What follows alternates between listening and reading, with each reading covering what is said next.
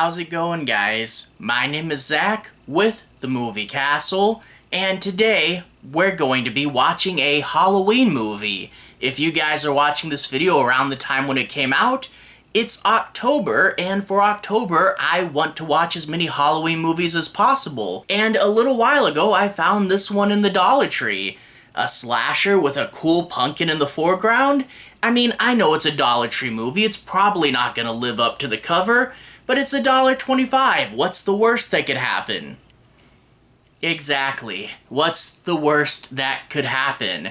Before we get into it, let's do the basic info. This is Pumpkins from 2019, directed by Maria Lee Metheringham, and stars Dani, Thompson, and Iona, Mckeown, as well as the director, Maria Lee Metheringham. She's in the movie as well. And if you guys are fans of direct-to-video porn, I'm gonna say something that you're pretty familiar with. This is another in a long epidemic of low-budget, low-effort, modern British horror. I don't know what's going on over there, if there's some tax loophole people are taking advantage of, but these things are everywhere, and a lot of them are very, very bad and lazy. This is not the worst I've ever seen, but that really says something more about those other movies than anything else. I mean, it's a movie where there's a pumpkin plant mutant man going around and killing people. That should be cheesy fun, but it's not. The pumpkin man doesn't do really any special pumpkin things. I mean, at one point someone gets bit by a jack-o'-lantern, but you don't really see the effect, and it's the only time something like that happens. And he leaves a pumpkin in the road sometimes to scare people because you'll get scared of a pumpkin. Yeah, the pumpkin theming and even really the Halloween theming is pretty loose, and this guy just turns into a lame knockoff of Michael Myers, but he happens to have a pumpkin mask. And yeah, that's supposed to be his face, but it's a mask. Overall, the slasher isn't interesting, and the kills aren't interesting either. It's a case of keeping the kills mostly off camera with just sound effects, because special effects cost money, and when you do see a special effect, it's not going to be great. None of the kills are tensed, none of them are well orchestrated, none of them are memorable, and I mean none of them are really memorable because I've forgotten most of them already. It's not a great slasher, and likewise the characters and the plot aren't good either. Your characters are just a mass of humans. They're a bunch of hikers, and they don't really stand out. If you're lucky, you'll be wearing a distinctive costume, like I could tell Pink Jacket apart from the rest of them. I didn't know her name or really what her deal was, but I could tell who she was because she was wearing a pink jacket, and that's about the depth of characters we get here. I will say, maybe there's more to them than I thought, but the accents are so incredibly thick, and they mumble so much. Good luck understanding anything they say. You get all that going on, and then you also have the plot being virtually non-existent. You know, it's basically, here's who Pumpkin Man is, now he's gonna kill some hikers, now he's gonna kill some people at the pub. There's nothing interesting here. Like, when most of your movie is just random little conversations about, oh, I'm so scared, and then a random lazy death, and you just cycle that until you meet the minutes required, it's a bad movie. And I will say, a lot of people don't give slashers the credit they deserve because there are some really good slashers. And I think when you compare this to a Halloween movie or a Friday the 13th movie, and not even the better ones in the franchise, just any of them, if you compare it to them, you'll see that the characters just have so much more life, and the kills are so much more intricate, and the special effects work is much better, and there's actually tension. Yeah, this is a slasher movie made on autopilot. It feels like it has the structural integrity of paper. Again, it's not the worst modern British horror movie I've seen, but it's nothing memorable, and it's already slipping out of my brain. I guess in order to analyze it more, let's dig into the plot a little bit.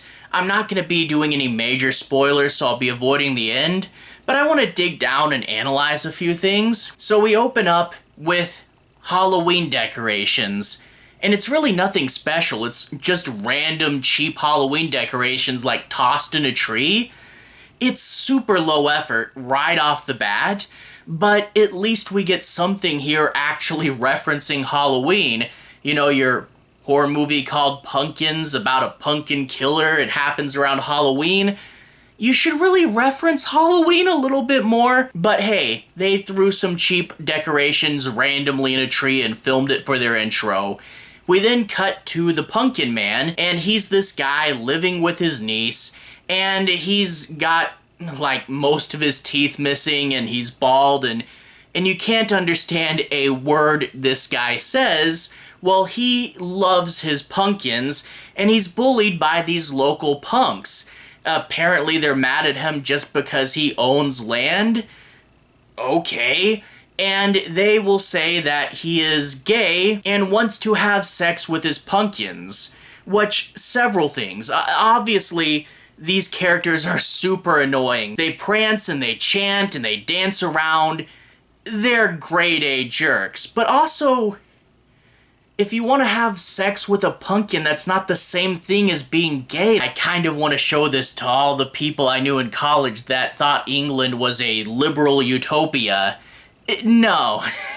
No, it's not. I've seen too many movies where these characters are in them. But all that aside, these are obviously jerk characters, and we're going to wait for that natural comeuppance to happen. Well, one day they decide to vandalize his prize pumpkins by drawing on them with a Sharpie. Did the production not have enough budget to afford more pumpkins? Like, you know, you can just wash that off with hand sanitizer. It's not that big a deal, but they draw on his pumpkins with a Sharpie, and he's so upset that Pumpkin Man just dies. He just dies right there, and he's been feeding his pumpkins toxic chemicals to make them grow to average size, and the toxic chemicals will spill into the ground and turn him into Pumpkin Man, and he's gonna kill those jerks now, and then just go on a rampage. So that's the entirety of the Pumpkin Man story. And the thing is, like, an old man dying and turning into a pumpkin monster? Like, for real, if Troma did this, you know how much fun that would be? This is a goofy concept, but still, there's no life and energy in even the goofiest of scenes. How do you film a pumpkin monster's birth and just make it flat and uninteresting? Honestly, it's kind of remarkable that we could be this boring. But whatever. Pumpkin Man's on the loose, and now we get amorphous mass of hikers. Again, you don't know any of them. There's the two that are leading the group, and then there's just a bunch of people, and no one is particularly interesting. Well, it turns out a guy, when they stopped to talk, decided to set up his pup tent, and they just leave him when they move on. They're like, if you can't keep up, we're gonna leave you. And I'm like, that is begging for a lawsuit. You hire someone to guide you through the woods and they just dump you? Oh man, this company's gonna get so sued. And when they leave him behind, obviously he's gonna get killed by Pumpkin Man. When they leave him behind, it's later they worry. They're like, oh man, he's not turned up. We could be in trouble. Well, then you shouldn't have left him. And apparently it wasn't the first time we did this either, because another one of our characters, who I'll call Camo Pants because that's about all I know of her, she was apparently with the group earlier. I don't know if we ever saw them together, and she kind of gets to become Crazy Ralph. She'll see someone dead and then try to warn people of the danger, and she'll be the first to find the pub crowd. I don't know why we kind of let her run off and do her own thing, but at least Camo Pants gets a little bit of a plot. We'll work our way through most of these people, and eventually everyone will meet up at the pub. And boy, if you thought the accents were way too thick earlier, oh, wait till you get to the pub. Ooh, and that's it. Like, it's literally just a movie of two different sections where Pumpkin Man slowly kills people, and it really is shockingly uninteresting.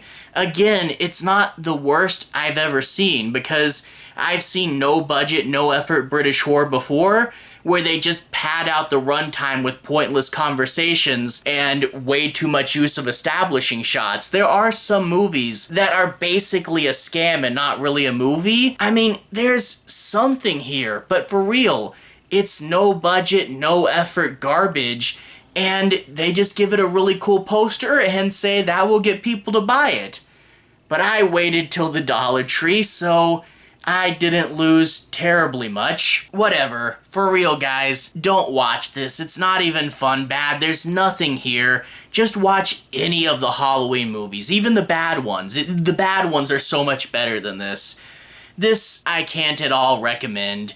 And I will say, we started off the Halloween marathon with the Kitty Spirit Halloween movie, and now we get into this.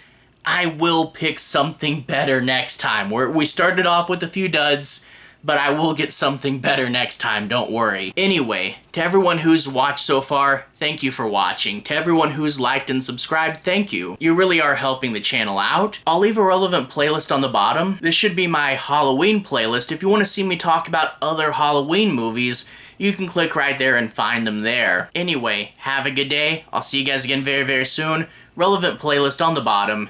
Have a good day now.